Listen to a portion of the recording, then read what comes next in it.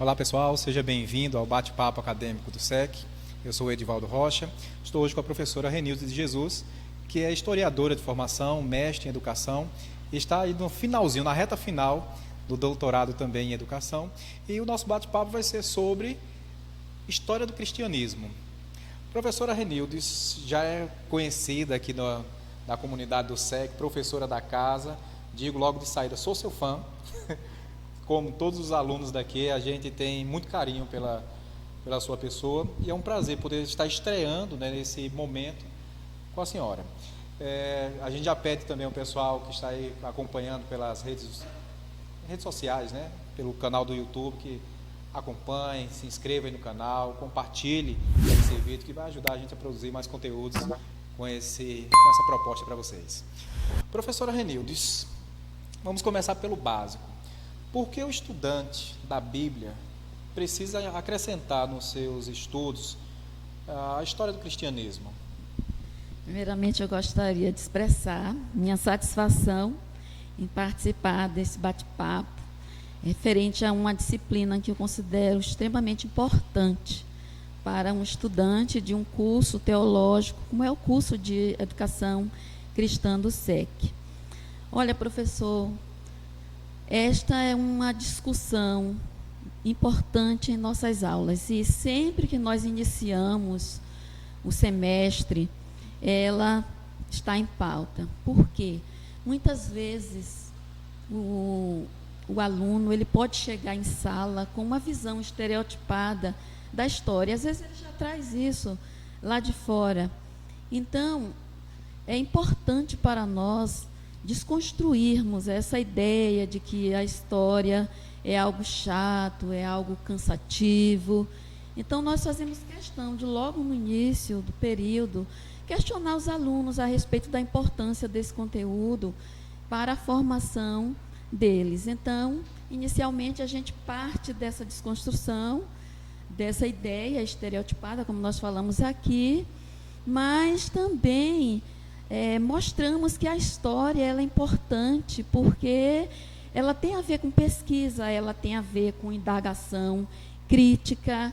Nesse sentido, eu gosto sempre de dizer para as turmas que o andamento da disciplina não segue aquele esquema de você focar nas grandes personalidades, nas datas, nos grandes eventos. Mas isso também faz parte, mas também no cotidiano, no dia a dia das pessoas. Então, para nós é muito importante, logo no começo, trabalhar essa importância, mas também a partir dessa perspectiva aí. Então, mais diretamente, a questão que o senhor está colocando, por que é importante inserir no currículo de educação cristã uma disciplina dessa natureza? Na verdade, existem diversas razões, mas pelo menos 4 delas eu vou elencar aqui. Em primeiro momento, a história do pensamento cristão. Como essa história foi construída? Os dogmas, a sistematização das doutrinas, as pessoas que participaram desse processo. Então, eu acredito que é importante que o aluno ele tenha acesso a esse tipo de conhecimento. Inclusive, assim, a gente aprende muito a fazer teologia também com essas pessoas do passado. Um outro aspecto que eu colocaria para essa importância é mostrar que, ao longo da trajetória da igreja, ela foi afetada por influências positivas, influências negativas, e como a igreja reagiu diante disso. Então, é importante, quando nós nos debruçamos sobre um conteúdo dessa natureza, porque a igreja ela continua na sua trajetória. E hoje também ela recebe influências diversas e ela expressa uma reação em relação a essas influências. Uma outra coisa que me mostra a importância desse conteúdo para os alunos é que nós observamos que a igreja viveu um tempo de intensa perseguição. Foi um embate que ela travou junto a muitas correntes de pensamento divergente daquilo que vinha sendo aceito, não é, como padrão de fé, mas existiam pensamentos divergentes e, em muitos momentos, os conflitos foram muito grandes. Então, a igreja travou esses embates. Nesse contexto aí, nós vamos ter a emergência de pessoas como os apologistas, que tentaram realmente defender a fé diante dos grandes ataques, dos muitos ataques que os cristãos recebiam naquela época, né? Tanto da parte do povo, da sociedade, dos intelectuais da época. E eu digo sempre, olha, é um momento em que a igreja, ela não pode se contentar com qualquer resposta. Essas pessoas questionavam, muitas delas estavam adentrando os arraiais cristãos. Então, a igreja precisava de argumentos sólidos. Então, nesse sentido, eu acredito que esses apologistas, esses pensadores cristãos, nesse período, sobretudo, segundo, terceiro séculos, eles deram uma contribuição muito grande e a gente precisa conhecer também um pouco disso aí. Então, essas razões assim que eu colocaria, há muitas outras com certeza, mas essas eu considero assim muito importantes nesse primeiro momento, certo? Eu estava certa vez assistindo a um vídeo de um professor de história, e ele quando comentava sobre essa questão desse registro histórico do caminhar da igreja ao longo do tempo, a gente às vezes lida com às vezes alguns rumores, boatos que não são fatos. E quando a gente fala de história do cristianismo, a gente está falando de uma ciência. A ciência, história, que lida com fatos, que lida com o que está registrado. Então, o que nós temos hoje, né, de registro histórico da igreja, né, desse caminhar do cristianismo, é algo que tem documentação. É importante, né, que a gente frise isso, né, porque às vezes o estudante ele se depara com publicações que a gente tem das mais diversas na internet, que trazem rumores. Pode ter acontecido isso, mas isso está comprovado? Isso foi pesquisado? Tem documentos sobre isso? A senhora gostaria de falar alguma coisa nesse sentido? Eu diria o seguinte, que a gente não pode absolutizar ideias, concepções, certo? Entendemos também que a história ela não se faz apenas com documentos escritos, há outras fontes que podem ser utilizadas. Por isso mesmo, né, que a gente parte dessa discussão inicial, mostrando a importância do conhecimento histórico, a história como ciência. A história não se faz apenas com documentos, ou a partir de datas, ou personagens e tal.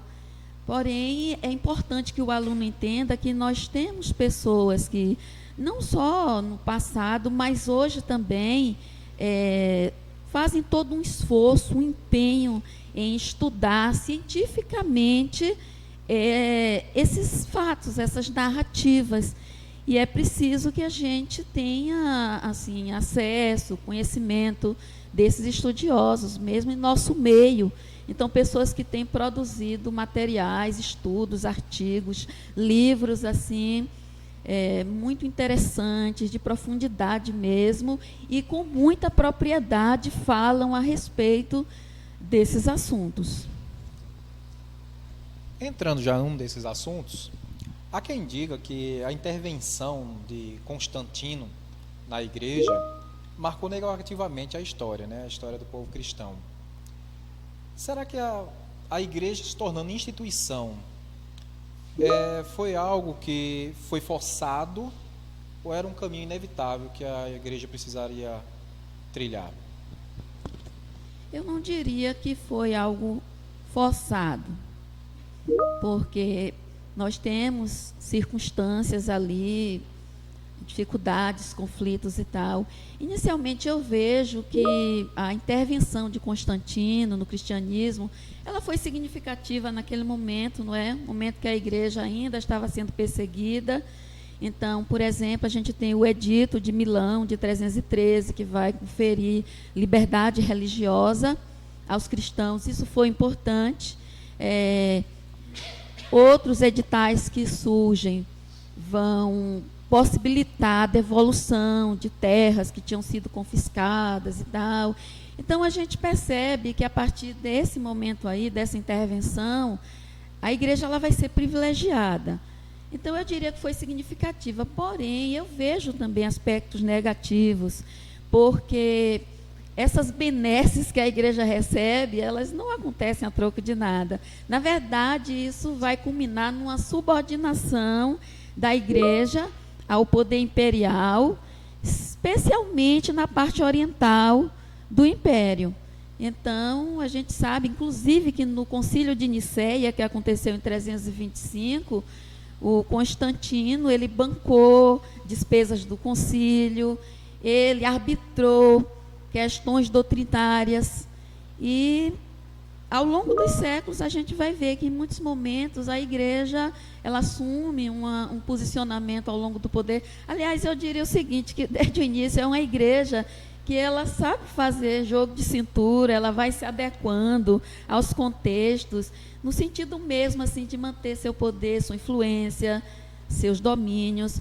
Mas uma coisa importante que eu gostaria de acentuar, em função dessa questão que o senhor coloca, é que, mesmo que em muitos momentos as pessoas elas se alinham ao poder, ou elas assumam um posicionamento autoritário, mas elas têm também uma capacidade de agência, que é aquela capacidade de agir para transformar a realidade onde elas estão inseridas. Então, é importante que a gente frise que nesse contexto aí, não só nesse momento, mas em outros, embora nós vejamos, não é, pessoas que se aliam ao poder, se tornam autoritárias, agem subordinando, mas também nós vamos encontrar pessoas cuja agência, ação, atuação vai contribuir para a transformação da sociedade. Não é um assunto fácil, né? A gente sabe que, como mencionei há pouco, né, tem alguns rumores que surgem, né, ao longo do tempo, e muitos colocam, né, que Constantino teria corrompido, né, a igreja, né? Mas aí, como a gente tinha também colocado, né, a gente precisa lidar com os fatos e uma análise, né, do que temos e o resultado disso, né, mais para frente, né? É porque muitas vezes, quando as pessoas vão fazer uma análise, elas fazem de forma muito apaixonada, com fantasias, idealizações excessivas sobre as pessoas, e isso não é interessante. Eu não estou falando aqui de uma neutralidade total, porque isso não existe, mas existem discursos diversos, posicionamentos diversos, e é importante que nós analisemos com um senso crítico isso aí. Falar em corrupção, então isso a gente já vê desde os primórdios, não é? Ao longo da Idade Média, a igreja ela vai incorrer em corrupções. Por exemplo, em muitos momentos ela vai contribuir para a sedimentação da ordem estabelecida. Na Idade Média mesmo, que não é a Idade das Trevas, eu gostaria logo de dizer, certo? Idade das Trevas é um tempo de produção teológica, de produção intelectual em várias áreas do conhecimento, certo? Mas, nesse período aí, a igreja ela contribuiu muito para a educação e outros aspectos, embora também tenha emperrado o conhecimento, o avanço, né, do conhecimento científico da própria ciência. Mas, por isso, nós não vamos dizer que a Idade Média é a Idade das Trevas. Isso aí é um estereótipo criado, especialmente no século XIX.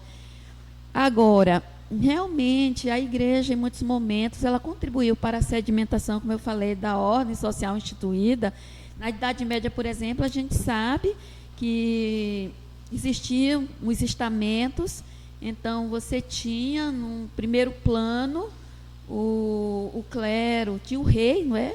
Tinha o clero, que eram as pessoas que cuidavam da vida espiritual, então eles eram os oratores, aqueles que cuidam da vida espiritual. Tinha os belatores, formados pelos cavaleiros, pela nobreza, os militares, não é, que cuidavam dessa parte aí da segurança, eram os belatores, eles estavam num plano mais abaixo. E na base mesmo da pirâmide, vamos dizer assim, a maioria esmagadora da população formada por servos, que eram os laboratores, de onde vem aí a nossa palavra labor e trabalho.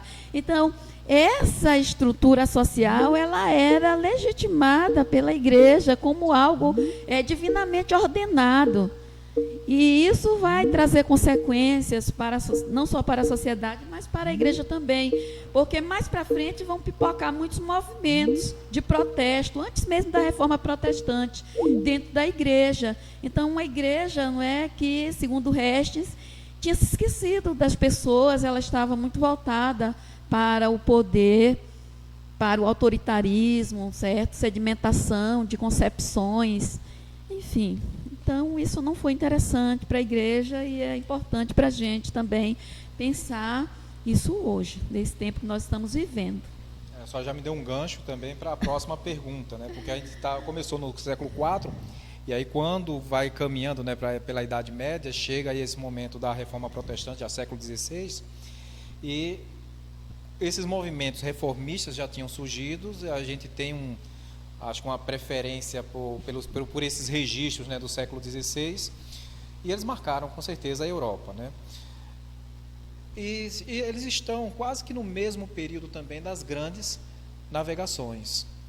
E com esse rompimento, né, com essa divisão da igreja, né, agora católica e também agora a igreja que está se estruturando como a igreja protestante, a gente percebe que nesse movimento de contra-reforma, a igreja católica ela conseguiu manter muito desse seu poder, muito dessa sua influência com essas navegações, né, chegando a esses novos continentes, sendo apoiados, é claro, por nações, né, por reinos.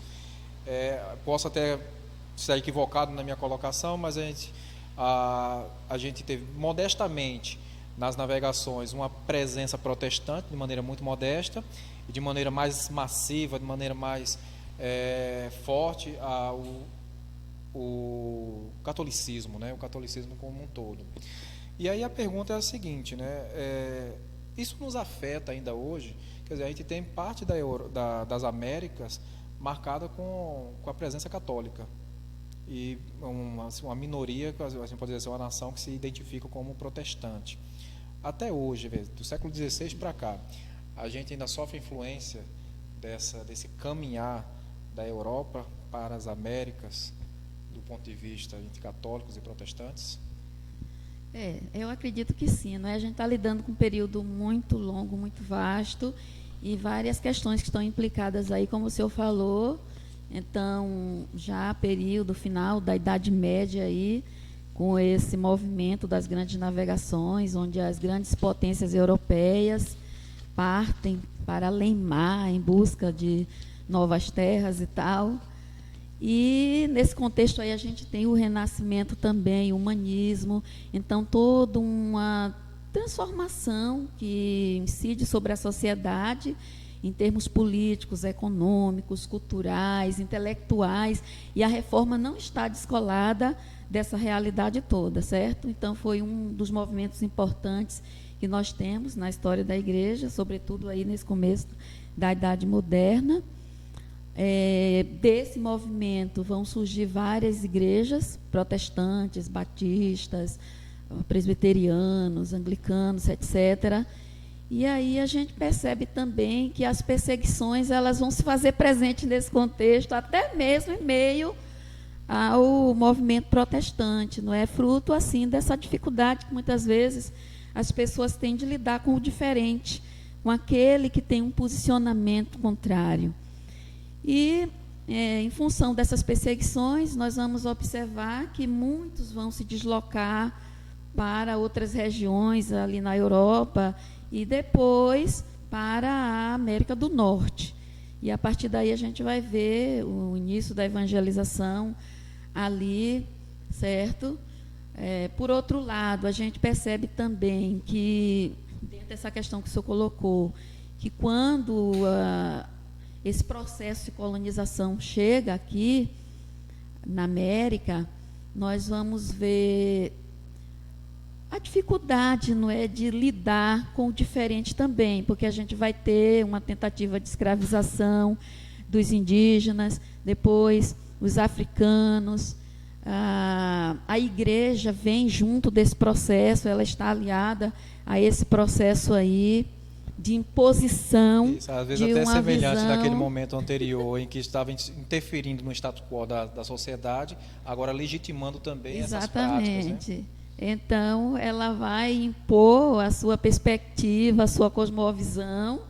E isso aconteceu também lá no passado, quando o cristianismo ele é oficializado por Teodósio. Então, os cristãos que antes tinham sido objeto de perseguição, agora também perseguem aqueles que eles chamavam de pagãos.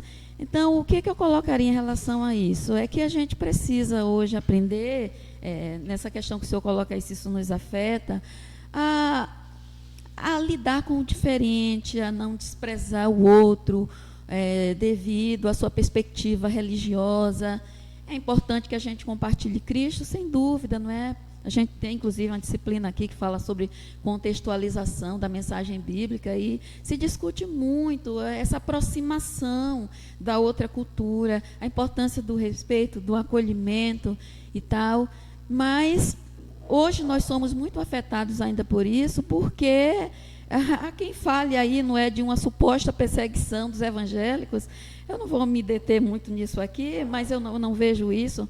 Para mim, hoje, na verdade, a perseguição ela se dá mais no contexto das religiões de matriz africana, entende?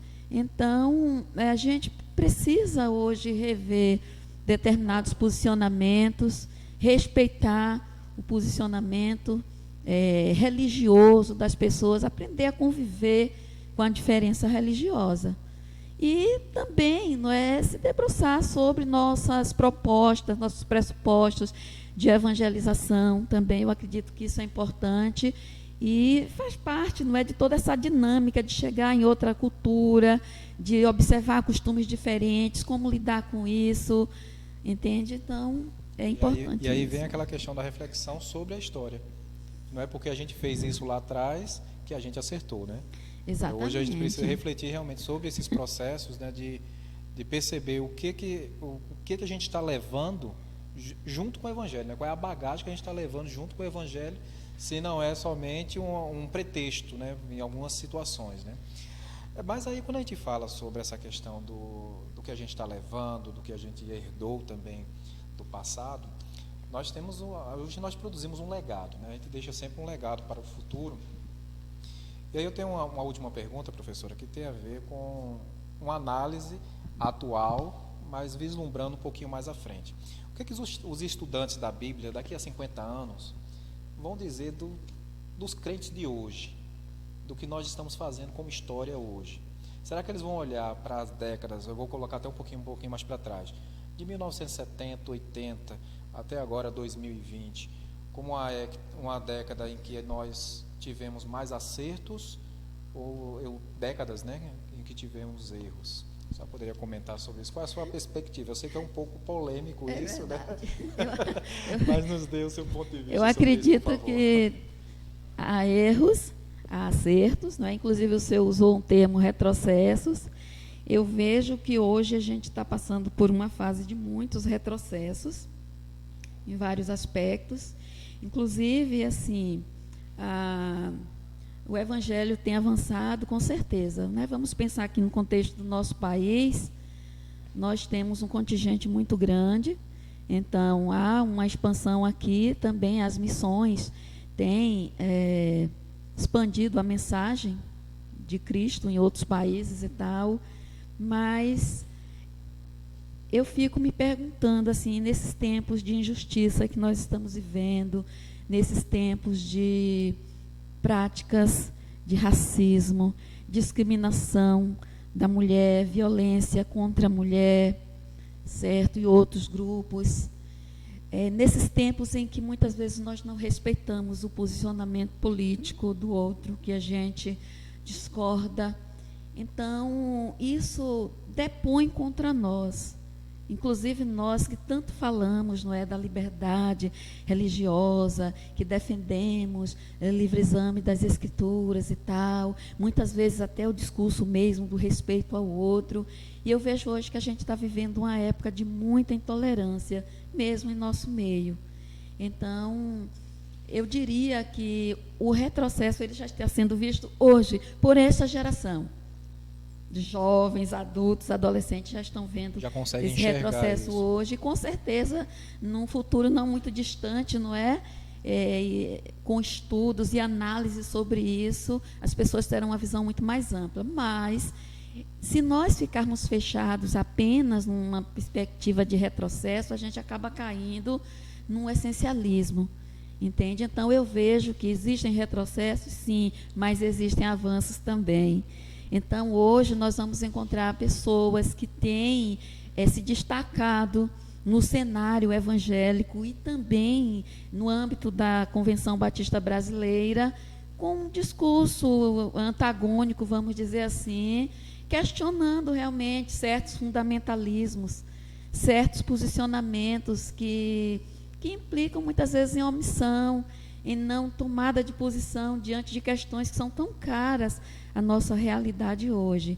Então, eu vejo que hoje tem surgido diversos grupos, movimentos, coletivos, assumindo realmente outros pressupostos que mostram outro horizonte, na verdade, entende? Em que nós vamos continuar nossa trajetória enquanto igreja, enquanto cristãos, mas eu espero, assim, abertos realmente a um diálogo mais profícuo, com outras realidades, com outros discursos, e, sobretudo, assim, focando em Jesus Cristo e sua prática libertadora.